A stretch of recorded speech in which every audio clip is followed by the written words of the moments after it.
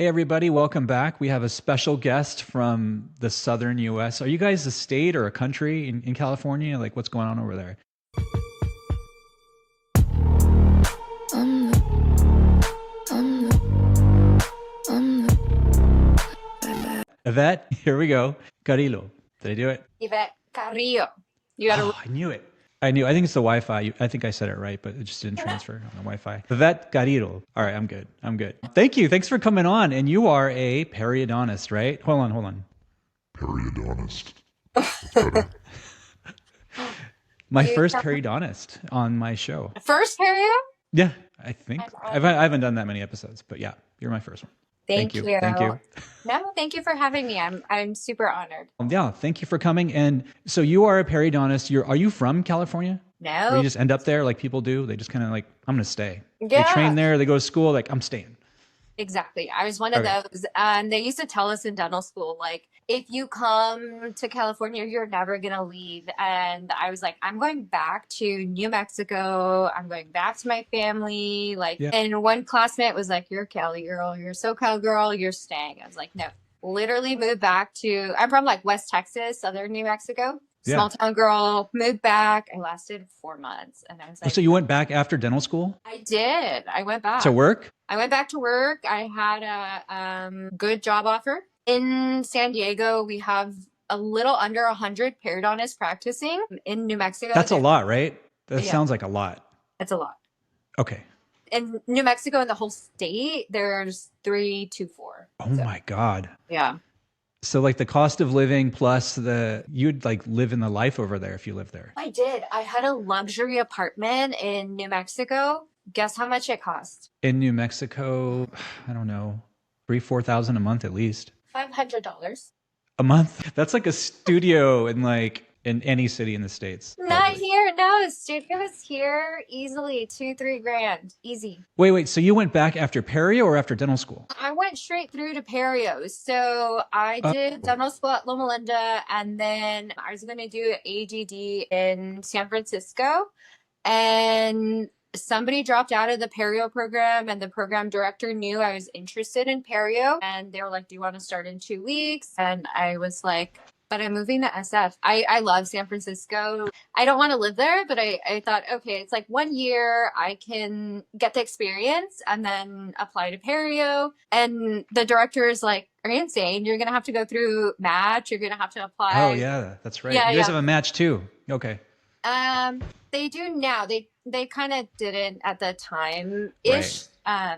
And so, I got in 2 weeks before the program started. And so I got to stay at Loma Linda. I got to stay at my place. And then I don't know if you watched the episode on the podcast, but I was in a near-death car accident. No, I did hear about that. Yeah. So then I was in the hospital for like most of my first year, which was... A Perio.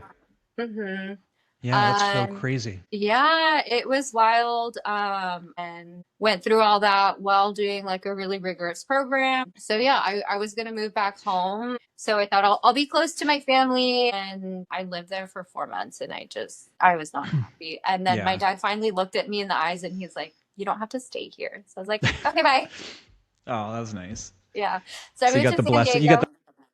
That's good. I didn't realize I needed it, but I did. So I started kind of shadowing adjunct faculty who are great. So I did my start from scratch here in San Diego. Now I made my life here. I have all of our friends, That is tough to start from scratch as a specialist, right? Because I kind of joined a group practice that had been there forever. And so I just kind of replaced one of the retiring surgeons. And so it wasn't that big of a deal. But I can imagine like in a saturated area trying to start your own specialty practice from scratch because you depend on referrals for the most part. Right. Yeah. So how'd that work out? Did you have to have a guy with the sign outside, like spinning it and like, there's Perio upstairs? It's like, something. Yeah. It's like, all right. One of our assistants was just The value saying pack that the other coupons, like what you day. got? One of our assistants was just saying that the other day. It was tough, but it also wasn't, because I opened during COVID and the pandemic, and I had a lot of time on my hands. It was blogging and writing, and I was really involved with like the dental society. So people kind of knew who I was and that I was Perio and that I had moved into town. It's really hard to own in California your own building or your own space. Just real estate's so limited out here. Right, right. Right. So I thought, okay, I know stats and dentistry has a really high success rate. I think we're in like 94, 96% success rate. What's the worst that can happen? What do you mean success rate? Like success as business owners? Okay. Yeah. Yeah. So I was like, okay, what's the worst that can happen? I fail. That's fine. You can go back and work for somebody, technically. Yeah, right? exactly. And so looked for a turnkey space because do you remember everything was limited, like wood, chairs. Their supply chain stuff. Yeah, it was a mess. Yeah. So It took a long time to get through that. Yeah. I feel like we still do. Have you had issues with like ringers and what do you use for IV for back? Yeah, well, I mean, there's IV shortages. I mean, the hurricane affected that too, the last year, because there's a huge factory that got affected, and our hospital was actually affected, and there was like, they had to cancel OR cases because of it. Like, it was a disaster, and limit IV fluids on the floors. Like, it was a whole thing. And some hospital systems weren't affected because their supply chain didn't go through there, but a lot of other places did. So yeah, it was a big deal. Yeah. We still get drug shortages. Like, there's drug shortages on ketamine or Versed or something like that happen here and there, but I know. that was a big deal. Like, wood was a big deal during COVID. Yeah, wood. So my parents were born in Mexico, and I have an uncle who has like a construction company, but back in like southern New Mexico. And in my head, I'm like, can he ship wood to me if I need wood? Like, it was crazy. He's like, I got your wood ready. I got some wood. Don't tell anybody. I was like, all right, I know, it's wood. It's lumber. Okay. Yeah. But it was a big deal. Yeah. It was. So I found a turnkey space and it was pretty much ready to go. Yeah, we needed some remodeling, but it was like within my budget, which I had no money, but it was within my budget. And the only thing that just I could not stand were the baseboards. We had these like plastic, like those hospital baseboards, like that plastic that you can like cavicide off anything that comes on there. Like they're just, those. I couldn't stand to look at them. It was just like really hurting the inside. So through a friend, I found a painter, and he was a young kid. He was starting his business. He could only come at night, which was perfect because if you want to remodel and there's a bunch of businesses around, they don't want you doing construction day, right? Yeah, I guess so. Mm-hmm. So it was perfect. And there was a baseboard shortage. And somehow he was like, I can get the baseboards. Said person. Tijuana's right there. Maybe there's just like some sort of place that they get them from. I have no idea. He worked at an apartment complex, so I may or may not have those baseboards. It is what it is. It was dire times. That's awesome. Yeah, it was like the same baseboards that we had at our old apartment complex. I'm like, I recognize these baseboards, but I mean, gotta do what you gotta do. That's fine. But you're not in your office right now, are you? Because that backdrop is pretty sweet. That's your wall. I like that. That's all. Thank you. It's nice. I'm in my office. You're in your office. You're in your office. Yeah. Whoever that guy is, give him a plug, man. That's nice. Thank you. It's our she shed. So this used to be the break room, and this wall, you don't really need the lead backing anymore, just with like what the CBCTs give out. What scanner do you like? What do you have? I have the Cavo. I'm obsessed with the machinery itself, and the AI I'm obsessed with. AI with CT? What do you mean? So with the Cavo, and it's part of my whole comprehensive exam. I didn't used to do this, and it can be controversial. So if people have questions, they can comment down in the comment section. Yeah. But I got in a few cases with specifically soft tissue and a few other cases where we take 3Ds, right? For implants, usually. And path, maybe. But there was a few soft tissue cases, and I'm like, what am I missing? What happened? I would take a 3D after, and I was like, this is why. So now it's just part of my comprehensive exam. I like this machine because with the DTX software, it's looking at your condyles, it's looking at your airway, and I can show the patient during the exam, like, this is where normal bone should be. This is where you're at. This is how much bone loss we have. You're clenching. Did your dentist recommend a night guard? This is what your condyle looks like. So I kind of compare it to like your shoulders or your knees. And Hmm. I'm like, it's a joint and it should look like this, but look at how it looks. And so they can Right. see. And then you also get a histogram of their airway. So I'm always screening for sleep apnea because we have dental emergencies, especially if you're doing sedation cases, Hmm. right? Yeah. So we want to know that Mellon-Potty score. We want to know the airway because they're leaning back and we're doing sedation. So Yeah. I Yeah. just want to be as And safe are you as also making appliances for them, like sleep apnea things? no. Oh, okay. Okay. Yeah. It's all in your assessment though. You're like kind of It's in going my over the assessment, full, and this yeah. is where we collaborate care with their general dentist or the TMJ doc. It just kind of helps the whole team, right? Got it. Yeah. Yeah. No, I'm not doing Very that. cool. I don't even do night guards. Yeah. I've I made don't one either. night guard in like 5 years. I know. I know. I gotta draw the line somewhere. We have Right. ICATs. We got our first ICAT probably like 14 years ago. And then we just kind of, we have 4 locations and 5 surgeons now. And we just have an ICAT in each office basically. And it's kind of just stuck with that. For us, we do the full face usually. And it's just worked out well. It's been a workhorse for us basically. Yeah. But people love their CTs and I'm always intrigued. Sometimes you get a referral CT from some office. I'm like, oh, that's nice. Like Yeah. that looks good. You need it. I'm looking Yeah. at their septum and I'm like, you're a little bit congested. You have some polyps here, da da da. And like, do you have a sports injury? Did something happen? So just even aside from like general dentists and other specialists, I have a good relationship with like other MDs in the community too, because then you need all that. I can give them my imaging. Yeah. So it's crucial. Do you remember when we first started taking CBCTs and we used to have to map out the nerve? Like, a dot, and you're trying to find the foramen. Like it just does it for me. So it's so That's fast. nice. I do it both. I map it out every case myself and I have the AI do it. I just do both. It's just the same thing. Like when we used to do it, or like a lot of orthognathic surgery, like we would make our own physical splints, but also have the computer generated ones, and we'd have a backup. It's just kind of going through that. But yeah, every consult I map it out. And then for the final, I have the computer map it out. Then I just kind of compare and make sure I was off or they were off. Sometimes they're off, sometimes I'm off. And Sometimes sometimes it's just hard to read. Like some people are just so hard to even find the nerve. And I'm like, we just can't see your nerve. I send it to the software company and they can't see it either. So every once in a while that'll happen. But the radiologist, right? And you'll get the AI mapping back and it's like, you're like, that's not the nerve. I got to delete some of their stuff. Like they follow the whole incisive branch all the way through. I'm like, I don't care about that one. And then like get rid of all that. And then like, it looks better, like I could go through that incisive branch. That's fine. Not worried about it as much. Interesting tie for me in OS. I actually had orthodontic surgery when I was 17. What? Nice. Yeah. Very nice. I was forced to. Well, at the time, it was not nice. The recovery sucks. Your dad sent you to his favorite oral surgeon who does it, and blah blah blah. Yeah. Mm-hmm. So you're a VIP getting it done. Yep. Very nice. Very nice. But sometimes those are the hardest patients to treat.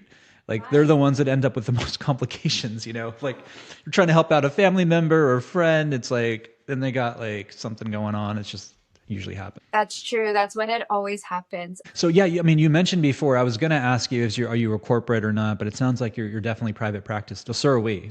We haven't hit the corporate. What's it like in San Diego with the corporate stuff pumping through there? I can tell you, like from my experience, like, having been working now for like 17 years as a private practice oral surgeon, it's different now. Like the whole landscape it's hard to gauge, honestly, in our area what's happening. I think it's a mixture. It's like corporate dentistry is slowly taking over and silently, in a lot of cases, different referral offices and or specialists. So there's that. Then they kind of start to build their own referral networks, right? As they get bigger. They're like, you need to probably, I use our oral surgeon that's connected with our program or periodontists or whatever. And then the other thing that's happening is other dental offices, there's so many traveling surgeons and periodontists now that kind of rotate through dental offices. They contract out, and then the dental office kind of keeps the stuff in-house as much as possible by getting these separate. So I think those things are all happening at the same time. Is that same thing down there or is that different? It's the same. I would say it's pretty heavy, leaning in the route of DSOs. Yep. I read an article, I think by like 2030 something, where majority is supposed to be DSOs. I think so too. I think it's going to be sooner than that. I mean, if you look at medicine, like how many ENTs and ophthalmologists that are private practice anymore? Yeah. Very few, if any, right? It's all corporate, big surgeon groups. Like you guys had Kaiser for a long time, right? And now they're buying up clinics up here. So now we have Kaiser. We used to have Group Health, and they got bought out by Kaiser. And so they've been migrating from you guys up to Seattle and things where I am. And they're buying real estate. So they're not just doing like in the medicine or dental route, but they're also buying the real estate and then getting other Yeah, they bought a huge hospital system here. It used to be called Group Health. Now it's all Kaiser. There used to be a multi-specialty clinic called Polyclinic, which I'm a patient of. Now they're called Optum, and so they've been bought out. And so that's what's happening. Like at some point, dentistry is going the same way, like Beacon, all these places, USOMS or whatever the DSO is, Heritage. I don't know what they're called, but they'll be bought out and they'll be bought out. There'll be like 4 companies owning everything. Right.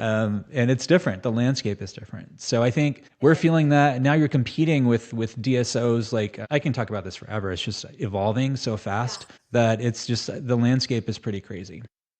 You're always going to have a job. It's just that, are you going to be your own entity? Are you going to work for somebody? Do you have equity in it? Like there's lots of questions about that stuff, but it sounds like you guys are kind of going the same way. Yeah, it's going in the same route. Same with the town that my dad practices in. Most of the offices, same like your practice, they had 4 or 5 offices and then they sold to DSO. It's a huge issue, right? I think it goes back to like when I was looking for offices to buy, I want your P&L statements. I want to know what machine you have. I want to know how long your lease is, if you own the building. Do you have business training? Like, No. Did you get business training? You just kind of know this stuff, and are you using AI? What's going on? I love it. So I need to use it. I wanted to talk to you about your use of AI actually. So that's probably a good lead in because I've been a holdout. Now I'm like, I feel like the train is going so fast and I don't know how to jump on it. No. I know we were talking about that. Okay. DSOs first.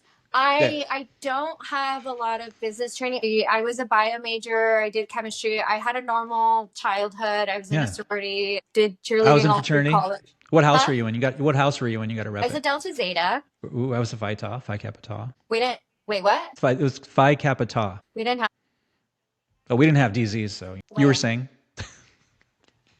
To anybody who's like pre-dental listening and in college, I highly recommend. I love my sorority sisters. We still chat. Like it's a built-in type of bond for life. I highly recommend. I do too. I had the best time with it. I did it, I pledged my freshman year in college and I became like vice president my 3rd year of this fraternity. And then president of the pre-med. We had a combined pre-med, pre-dent club, and I was president of that for the college at the time. I built that up. We had a barbecue with the nursing club one year, and I set that up. Anyways, you were saying?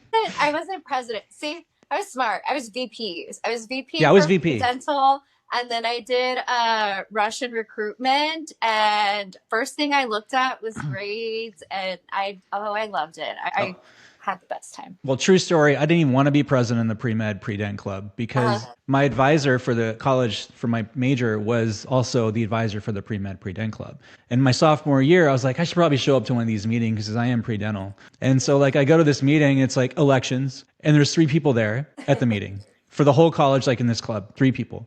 And it's elections for the officers for next year.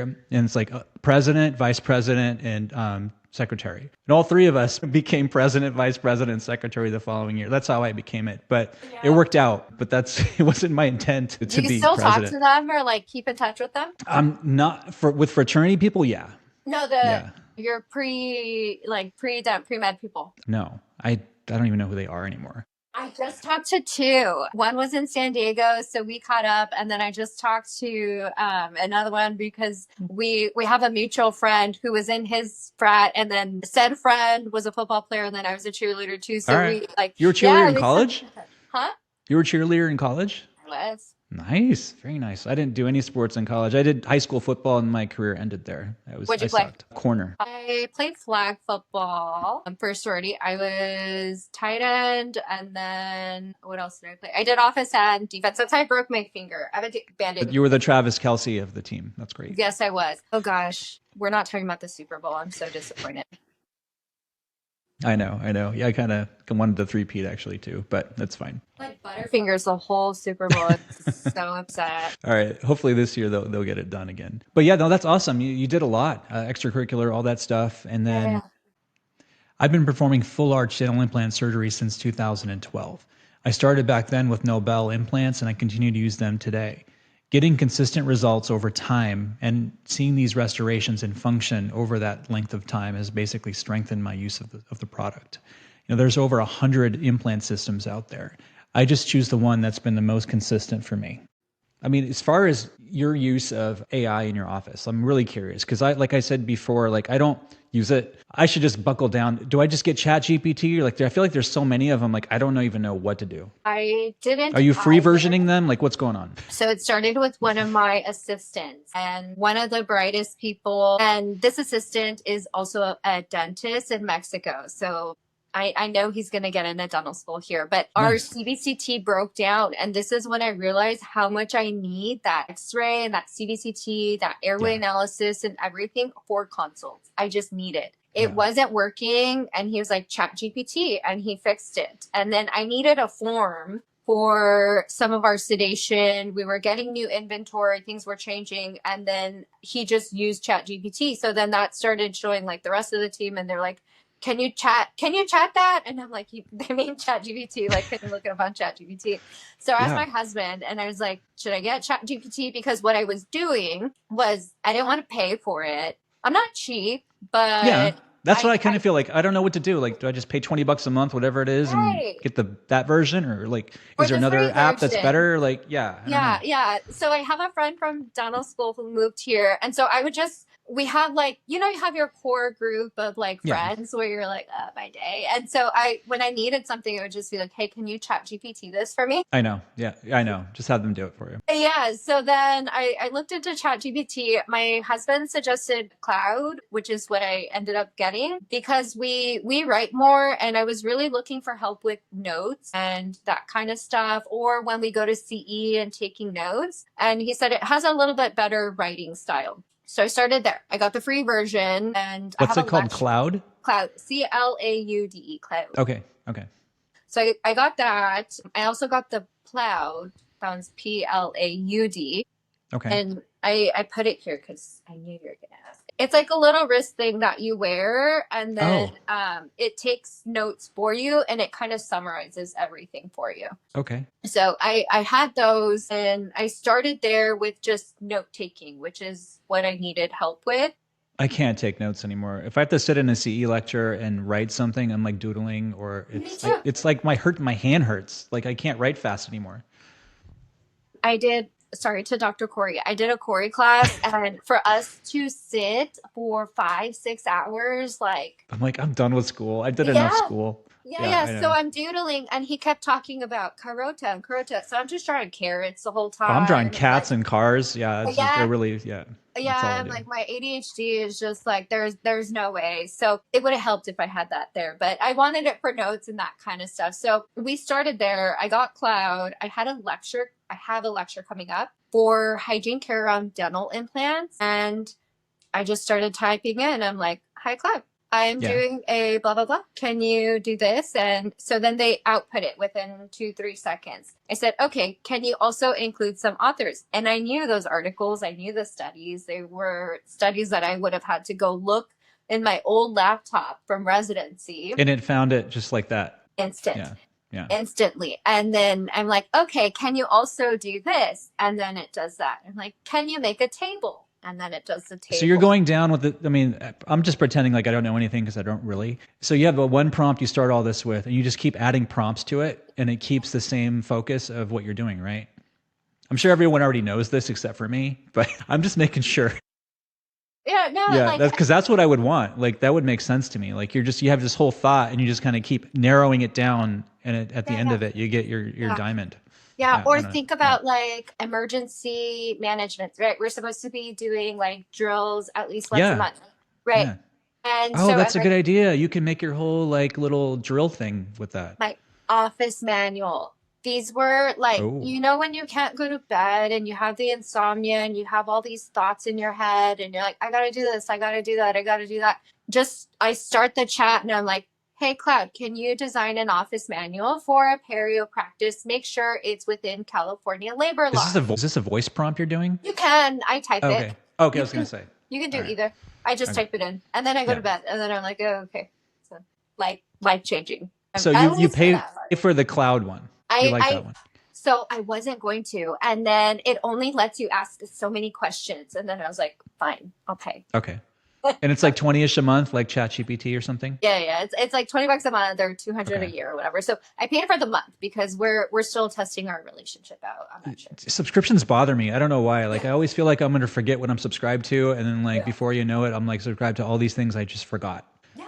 Right. Like I I have this got weird like fear of all that. Like if I can't manage it all, like it's like, what am I subscribed to? Like every month. yeah. I I'm got an terrible with Adobe that. fee. I'm like, from what? Where? Yeah. Why?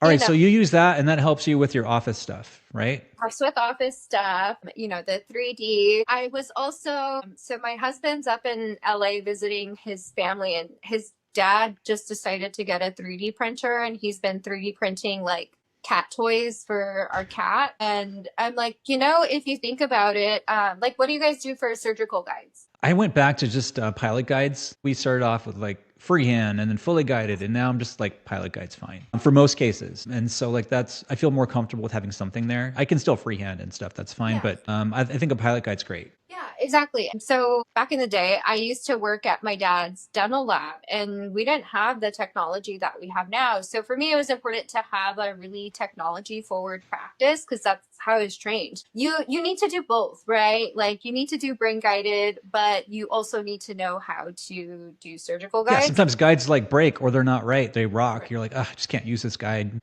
and you're like, all right, give me the pointy drill. I got to find a spot here. I would just say, give me pointy McPoints or whatever. And like, I'm like, all right, we'll just find a spot. Old fashioned. So I was designing my own surgical guides on Blue Sky just because I knew. But if you think about it, that's also AI in the office. It helps you with designing the guide as long as you know how to edit it and make sure that it fits. You can 3D print it in office. Now I send it out to a lab because I grew the practice. I got busier, but also that's how we're using it. You can also use it. Try finding a team member that's willing to record that. Hi, we're out of office. Please leave a message and blah, blah, blah. You can use ChatGPT to do that. Okay.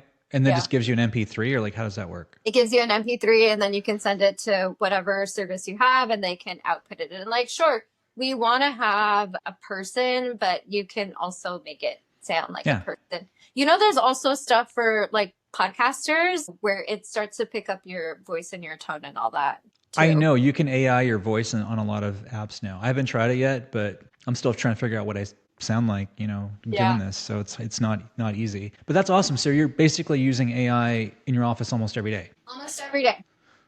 In some form or another. Sounds like it. Or another. And I think sometimes like we don't realize how much we are using it because we're not thinking about it like AI. I was a part-time faculty too at Loma Linda, and we didn't have the robot to place implants, but there's robotics. There's different stuff where you're using AI. A lot of patients are nurses at the hospital and they're dealing with robotics. I think it's the future of dentistry. I'm really excited about it. I think these are tools that can help us see more patients, treat more patients, streamline our workflow, and honestly help with like mental health, because think about all those thoughts that you have looming in your head that you need help with, and it's tough. So I think AI is definitely the future, but I think it's definitely gonna help us. I know people are fearful, like it's gonna take our jobs. I don't feel that way. I think we just got to figure out how to use it and use it as a tool, Yeah, with these things like I said, I'm not fearful of it. I'm just like, at this point, I'm like, I don't know which one to choose, or which one to go with. What if I just pony up to the one that sucks? Like I always, in a supermarket, you always pick the slow line on accident somehow. I'm like, oh, I always pick the wrong line. And like, they're like cruising through and you're like stuck. Yeah. That's kind of how I feel about it now. I'm like, I don't know. What if I pick ChatGPT and there's like Grok or something better? And like, then if they like they have to subscribe to like 3 different things. And like, it's just, I don't know. I'll pick one. I'll figure something out. But it's like private practice, or it's like anything else. Like just do it. And then what's the worst that can happen? You're in the same spot that we started. Like just go and then you'll figure it out. Same thing with editing their podcast with AI. Like Brendan, I know Brendan Gallagher. He's like talking about it. I'm like, that's cool. I didn't know you can do that. He's like, yeah, you just put it in there and you can edit it. I'm like, oh, that's cool. You and I use the same software. There's AI in there. Like there's a bunch of yeah. So you're there. You got it. You just gotta go. And then what's the worst that can happen? Like I know. I get it. I mean, it's just another thing to learn, another thing to figure out and tweak and all those things. But I've learned so much just doing this for a short amount of time. I'm having fun learning something new. You kind of get in a rut with work. You're like, okay, this is another case of this. But now I'm like, I feel like I'm learning new stuff again, and it's fun for me. It's like a creative outlet. That's how I feel about it. And so like I'm having fun with it. But I was going to ask you a couple things. So I have some rapid fire questions for you. I mean, we haven't gone over any 10 minutes on I swear I charged my iPhone too. Listen. We haven't talked about any of these things. Okay. So here's a question. Did you have more fun in dental school, perio school, or college? Like fun, as in just fun. Perio was a breeze for me. Despite the car accident, the TBI and all that, I love Perio so much that it was just easy for me. And I learned more about work-life balance. I learned how to cook. I started dating. Like I had a life in residency. It just gets easier. College is so hard. And then dental school is so hard. Like you're jack of all trades. Residency, hands down, had the most fun. Really? I had the most fun it's between college and dental school, actually. Like, I'm talking about fun, like having fun, parties, like fun stuff, hanging out with friends. Like, I feel like I had the most fun in college and/or dental school. Yeah. And then residency was weird for us because it was a 6-year program plus med school. And I felt like having gone to both medical and dental school, I had way more fun in dental school than medical school. No, you're not going to have fun. It was a different cohort of people. Like it was different. Yeah. And so like, I like that better. Oh, it's just different. I dated an oral surgeon. We won't talk about that because, but yeah, it's a different kind of residency. What's your like favorite, do you have a go-to like scent or perfume that you like? Like I have one. What's yours? So I went to dental school in Boston at Tufts, and like I was walking through the Copley Mall. I used to go to Copley and just like walk through there, and like sometimes we go through there to go to bars. Like they left the mall open all night. You can just walk through there even when it's closed. And then like walking through there during the day, like one of those perfume ladies, like, "Hey, try this." I'm like, "Okay," and like sprayed some Jean Paul Gaultier. It's that torso with the stripes. I know, right? It's like the dude with the with the package. Yeah. And I'm like, all right, let me walk around the mall for 10 minutes. You got to wait a little while. And I'm like, ooh, it's not bad. And since then, like I've always had a bottle. This is like in the late 90s. This is way long ago. And I'm like, since then, I've always had a bottle of the Jean Paul Gaultier. I don't even know what's called, Le Mail or something. Yeah. Kicking around. And I don't know, either now it's nostalgic or it's still the bomb. Like, I don't know. I have other stuff I've tried and I still have, but I always kind of go back to the JPG. Anything with you? Before that was like Dracar Noir, but the JPG is like my go-to still. There you go. I actually don't have a sense of smell. I lost it after the car accident. Oh my gosh. It's fine. This accident sounds completely horrible. Yeah. And you still had the most fun in Perio even with the accident. That's crazy. Yeah, like life is short. I know. I totally get that. Yeah. So you're like all natural. No. You're just like soap. No. It's not fair for other people to have to like deal with my stinkiness, right? So there's this scent. I stuck to the things that I used to use when I had a sense of smell, kind of like how you used to think. So it is an all natural one. It's called La Vanilla. It smells like vanilla, and then it's like anti-allergy because my eyes get red easy. So that vanilla is my go-to. There's this old school perfume cologne, Calvin Klein Obsession. I don't know if they had vanilla in there too, but people used to just bomb that. Like you just need like one squirt of that and it's just too much. But that's good to know. Good to know. So you're driving in your car and you're trying to play some music. Do you care about the sound of your car stereo, or do you have to have a subwoofer in there? Like what's going on? Crank it up and have a whole concert. If I had another career, I would be a pop star. Like 1000%. So but you're rolling in a stock stereo then. You're still not upgrading the stereo, but you just turned it up. Turn it all the way up. I have a little Mini Cooper. It's electric. I can barely go, like, I can't go fast. It's like driving a Prius. So I'm like going down the highway in my little electric car, like jamming out to Taylor Swift. Like sometimes I'm sobbing and just like all these melancholy songs. For me, music is like so therapeutic. Did you like her last album? Did you like her last album? Or was it too slow? No, I like really sad songs. So you like that album then? I love. I like the one before it. The one before it had all like the bass songs, like the vibe was different. That was probably one of my favorites. Also good. And Reputation, Reputation was still you can't go wrong with that one. Well, yeah, because look at what Kanye did. But I also like EDM music, or I also like Mumford and Sons. It just depends on my mood. I just love music. I love singing. I love singing super loud. Nobody will ever hear me sing because it's just me in the car. Yeah, I try to rap and stuff too, but I suck. I still do it when no one's around. I usually upgrade my stereos. That's the reason why I ask it. I put a subwoofer in and an amp. I'm still old school. That's whatever. Now it's not like it doesn't take up the whole trunk, the subs. They're hidden now, but it's the same idea. I have a Mini Cooper. Where I is like this music stereo too. going to fit? I barely I mean, fit in the there's car. places. You can hide a 10-inch somewhere in there. I'm sure. I really fit in the car. There used to be an old billboard, not for Mini Coopers, but for those VW Beetles. I remember it's in my memory. Like I was reading it, like driving by, I'm like, and it said 0 to 60 on it, and it just said yes. It didn't give you a time or anything, like how long it takes. It just said yes. Like that was the best. I still remember that. So let's see here. So if you're like casually like going out somewhere, like what's your go-to shoe? You like a Nike, like a Dunk, you're a Golden Goose, like what's popping there? Going out, I don't go out. No, just casually going out. Like you're going somewhere, like a restaurant with some friends. Are you like a Nike, Reeboks, Golden Goose? Like what do you like? I'm old lady. You know, like the big chunky Asics that have like the thick sole for like. I was thinking like the Tevas then. I don't know, like the the big Tevas with socks on. I don't know. big chunky ones. What are the other ones? Brooks. I like those. Those are really thick. Are you a I runner? like the white Is that like a sneakers. running shoe? Brooks is like a running shoe, I think. Yeah, I don't run. I don't run either. That's stupid. No, I like a white sneaker, like a casual white sneaker. Adidas. I don't know, What just did I asking. wear today? The Cloud something? On Cloud. Yeah. I wear Yeah, those are nice. I Yeah, have my a ton of sister those. was like, "Why'd you wear those?" And I'm like, "Well, because I'm doing a podcast today, so." I have a pair of Clouds in every office. I'm switching from them though, just because I don't know. But I just don't feel like for standing, like they look cool, but they're not always the best, I think. But I've had them for a long time too. When you're running outside or walking, gravel gets in that little middle groove in them. Like it bothers me. Like it's like a rock stuck in there all the time. Yeah.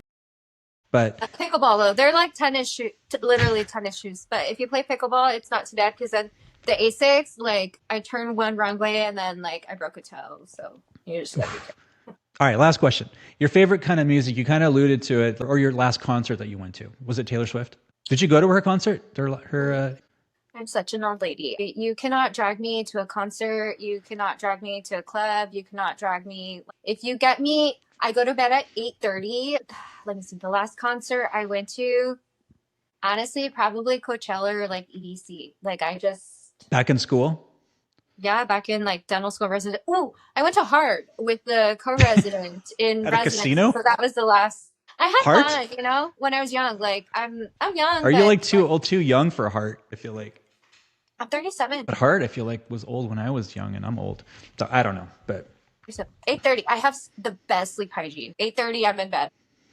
good for you. Good for you. Yeah, we're up. We start our first surgeries at 7 a.m. So I'm usually up at 5-ish for work.